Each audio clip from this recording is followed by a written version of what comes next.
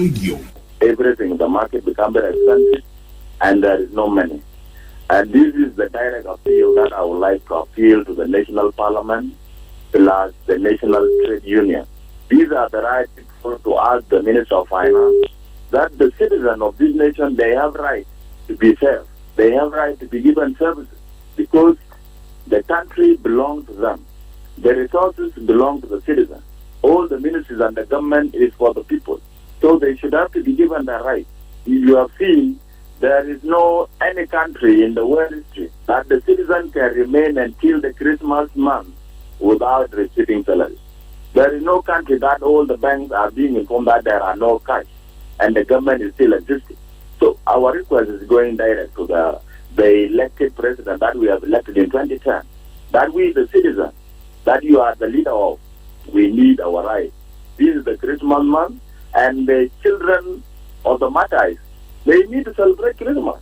The children of the soldiers and the teachers, they need to be happy like the children of the honorable and general and excellency. The country belongs to all of us. Sounds of the Week on iRadio, your eye on South Sudan. Live from Juba, on air and online. This is iRadio News.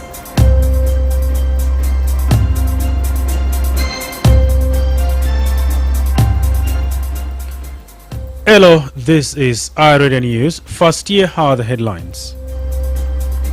The governor of Central Equatorial State, Emmanuel Hadil Anthony, has announced plans for the construction of the Juba Ye Kaya and Juba Rajaf Lobanok Moli roads following a meeting with the National Minister of Roads and Bridges. Constitutional lawyers are calling for a permanent constitution to replace 2005 interim constitution, which is marking 20 years today since it was first introduced in 2005.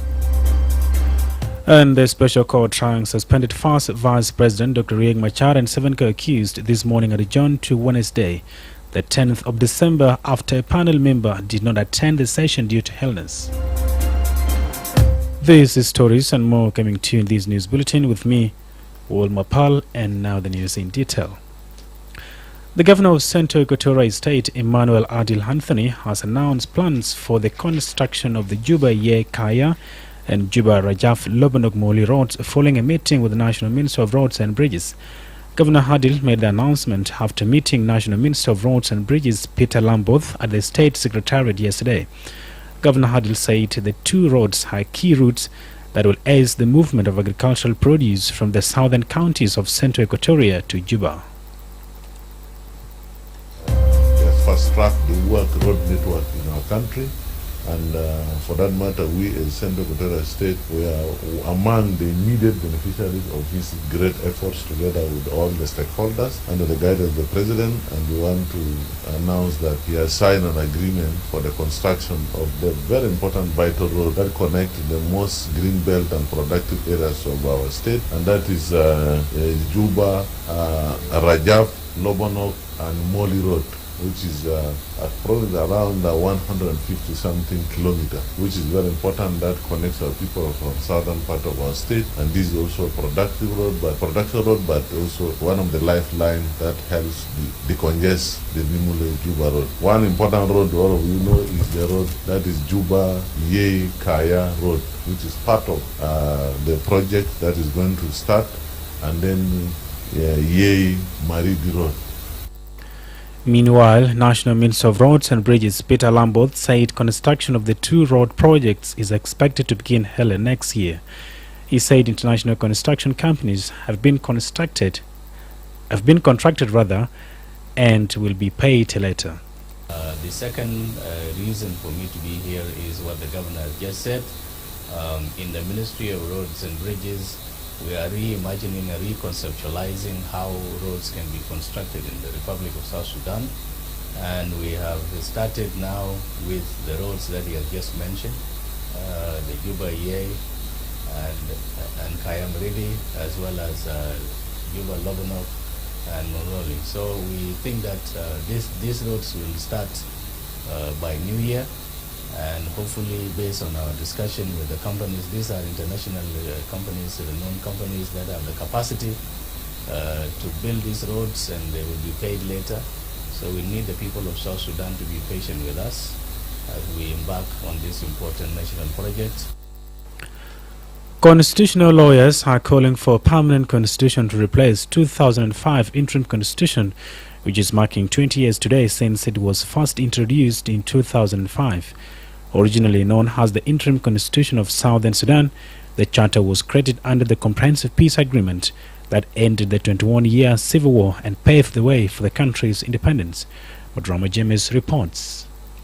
Today, December 5th, 2025, marks 20 years since it was enacted. The document initially established the Ministry of Justice, Council of Ministers, National Legislature, and the Judiciary. It was meant to guide the country through the transition to independence, after which a permanent constitution was to be adopted. However, 2 decades later, the transitional charter remains the country's supreme law. The process of creating a permanent constitution has been repeatedly delayed and interrupted by civil wars. Human rights activist Deng John Deng said the charter was not designed for a sovereign state. Deng says the document has concentrated power in the presidency, left state national relations unclear, and offer weak checks on executive authorities. تحتفل البلاد بمرور الذكرى العشرين بصدور أول دستور في جنوب السودان، وهو الدستور الانتقالي لجنوب السودان لعام 2005. صدر دستور جنوب السودان لعام 2005 في ظل الفترة الانتقالية بموجب أحكام اتفاقية السلام الشامل الذي وقع في العاصمة الكينية نيروبي، ويعتبر دستور جنوب السودان لعام 2005 أول دستور في تاريخ جنوب السودان الحديث. وقد صدر هذا الدستور بعد توقيع اتفاقية السلام الشامل. حينها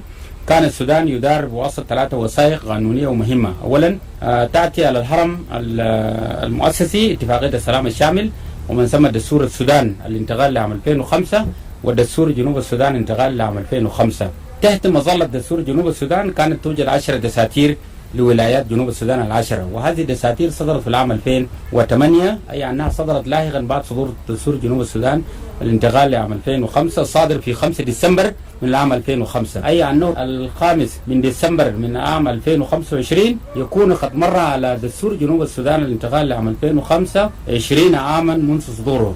Earlier proposal aims to begin a review of the transitional charter in early 2011, but the process collapsed after the 2013 conflict.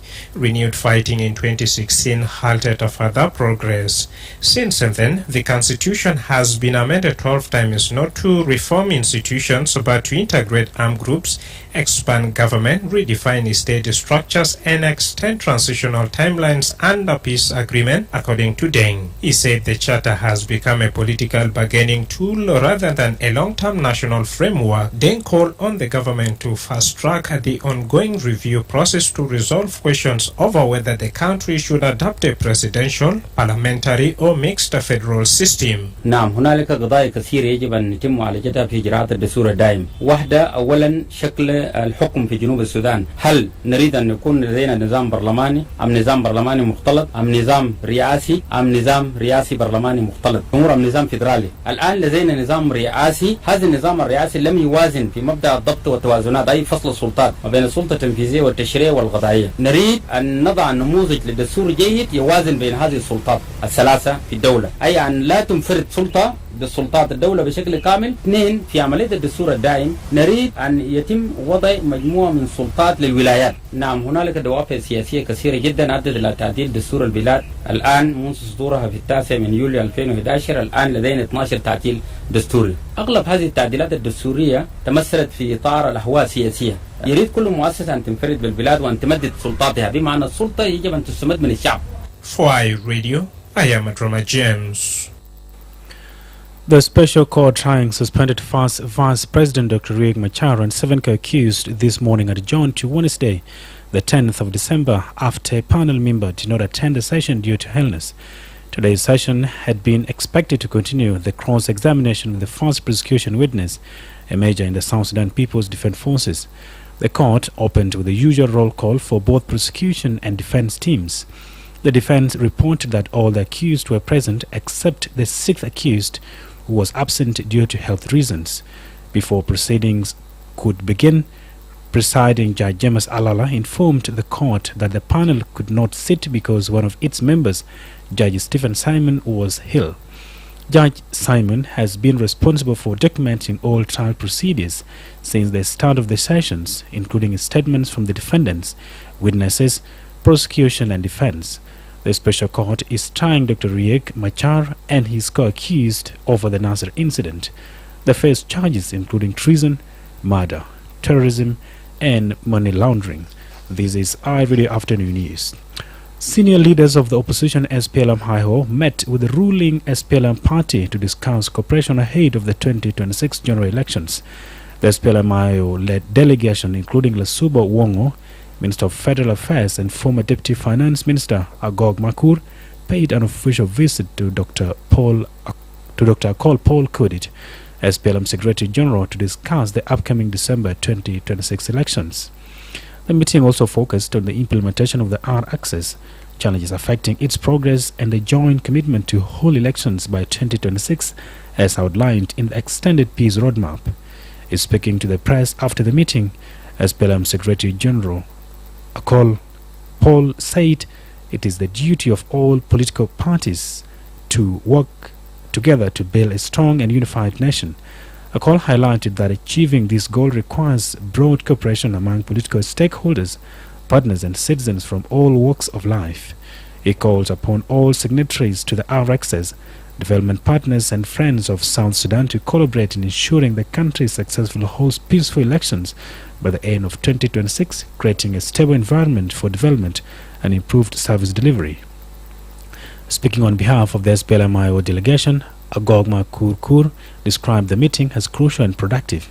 He said discussions focused on strengthening cooperation in implementing the peace agreement and working together to overcome past conflicts. He added that both sides are committed to fully implementing the peace agreement, improving service delivery for all citizens, and ensuring credible and peaceful general elections in 2026. Agog expressed hope that such engagement and cooperation would continue. Elsewhere, the peace monitoring body Citizen VM has called for collective action to protect women and girls from all forms of violence in South Sudan. The Chief of Staff of the Ceasefire and Transitional Security Arrangements Monitoring and Verification Mechanism, shortened as Citizen VM, Colonel Gunnar Gabriel Sen, made the appeal this morning during a workshop marking the 16 days of activism in Juba.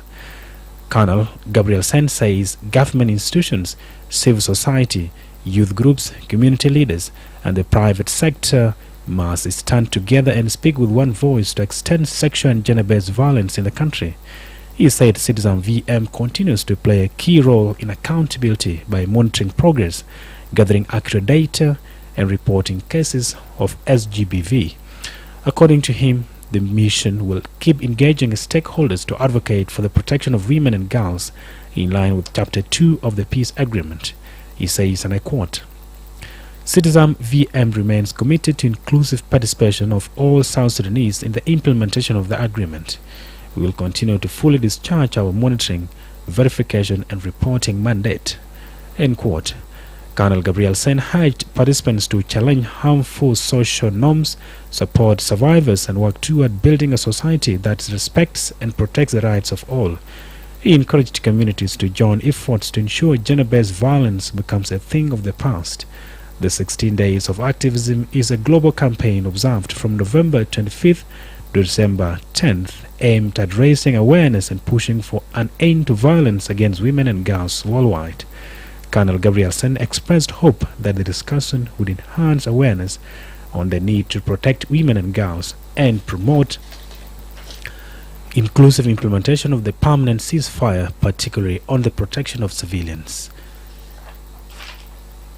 And finally, before regional international stories, a civil society leader has called on the Inspector General of Police, General Sahid Chaulam, to set up a formal mechanism for citizens, including water tanker operators, to report cases of exhaustion by traffic police. Edmund Yakani, Executive Director of the Community Empowerment for Progress organization known as SEPO, made the call following a recent directive by General Chaul banning illegal road stops and extortion by traffic police across South Sudan. The announcement comes amid widespread concerns that some officers stop vehicles without legitimate cause to demand money from drivers. In his directive, General Chaul said water tankers must not be stopped under any circumstances due to the vital role in delivering essential services to the public.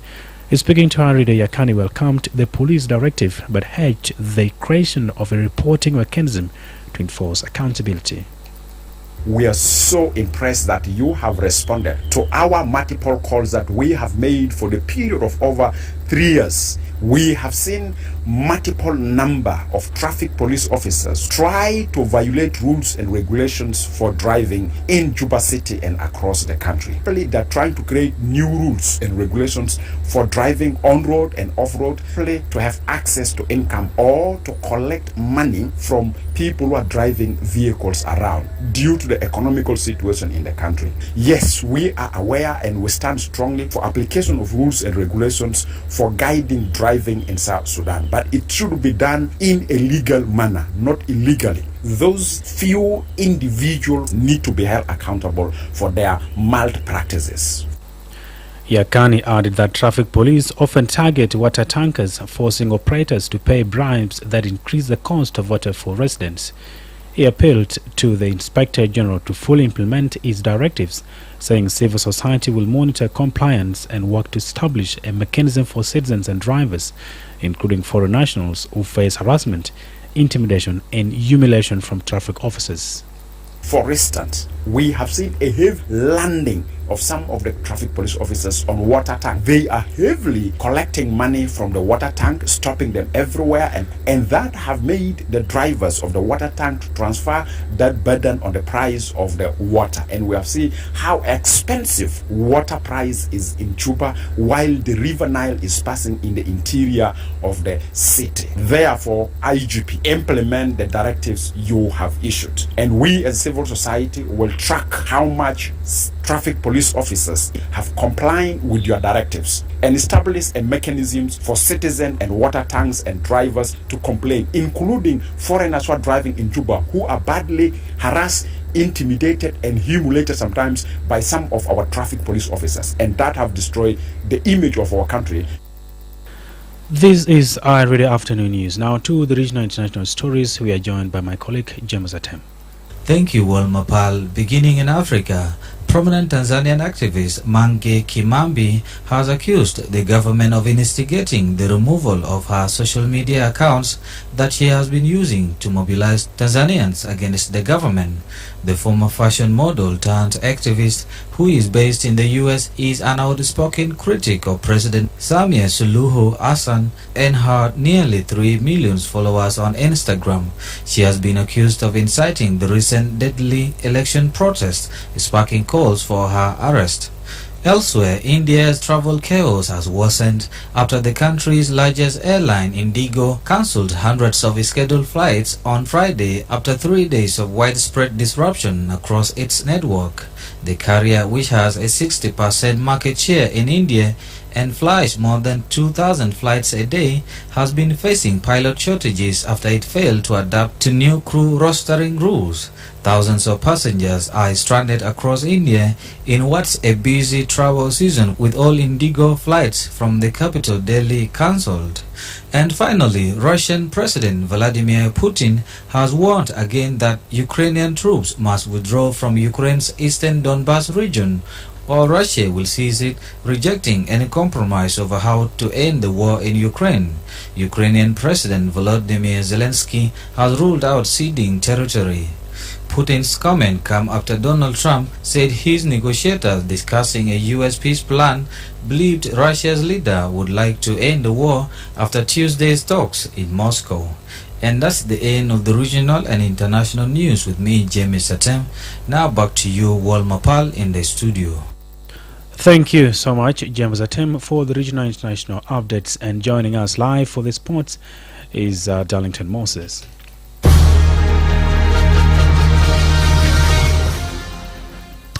Thank you so much, Wol Mapal. In the world of sport, in Premier League update, West Ham turned the set-piece tables on Manchester United to snatch a draw at Old Trafford thanks to Sangoto Makassa's 83rd minute equalizer. The build-up to the Premier League match had centered around head coach Amorim Ruben's admissions he had stolen rival managers' idea of how to score from set pieces. It had allowed Manchester United to move alongside Arsenal for the most goals scored via set pieces this season, while no one had conceded more than West Ham. In NBA, LeBron James' incredible round of 1,297 regular season NBA games, scoring 10 or more points, ended as the Los Angeles Lakers beat the Toronto Raptors 123-120. James, 40 years old, scored 8 points against the Raptors and handed over 11 assists, including the pass for Rui Hachimura to score the buzzer-beating game winner. James last failed to score in double digits in January 2007, breaking Michael Jordan's previous record by 431 games. James struggled with his shot for much of the night, connecting on just 4 of 17 and missing all 5 of his 3-point attempts. With the NBA's leading scorer Luka Doncic absent for personal reasons, Austin Reeves delivered a double-double of 44 points and 10 assists for the Lakers. In March, James became the first player to score 50,000 points in NBA regular season and playoff matches. And finally, Anthony Joshua is on weight for his heavyweight fight with Jake Paul with just over 2 weeks to go. The Briton fights the YouTuber turned boxer on 19th December in a 6-round bout in Miami. Joshua, 36 years old, cannot weigh more than 17 or 11. He cannot really weigh 111 kilograms for the contest. As for now, the weight discrepancy is a big talking point right now, with 28-year-old Paul operating mostly at cruiserweight for much of his boxing career, and Joshua, a 2-time heavyweight world champion, is taking on this so much. This is all in the world of sport, and back to you, Wol Mapal.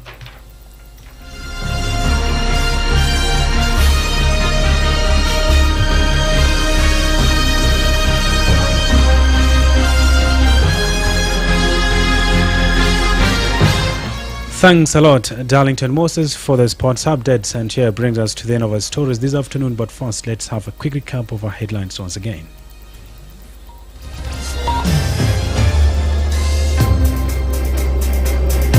The governor of Central Equatorial State, Emmanuel Adil Anthony, has announced plans for the construction of the Juba Ye Kaya and Juba Rajaf Lobonok Moli roads following a meeting with the National Minister of Roads and Bridges. Constitutional lawyers are calling for a permanent constitution to replace 2005 interim constitution, which is marking 20 years today since it was first introduced in 2005. And the special court trying suspended first Vice President Dr. Riek Machar and 7 co-accused this morning adjourned to Wednesday, the 10th of December, after a panel member did not attend the session due to illness. That is the end of our radio news. If there is a story or an event you would like our radio to cover or report about, please send us a text message on +211 925 287870. It's also our WhatsApp number. Follow us on X at iRadio Juba, like our Facebook page iRadio. Subscribe to our YouTube channel at iRadio South Sudan. You can also visit our website and listen to us online at www.iradio.org. Stay tuned for news in Arabic at 1/2 past the hour. I am Wol Mapal on behalf of the news team. Thanks for listening.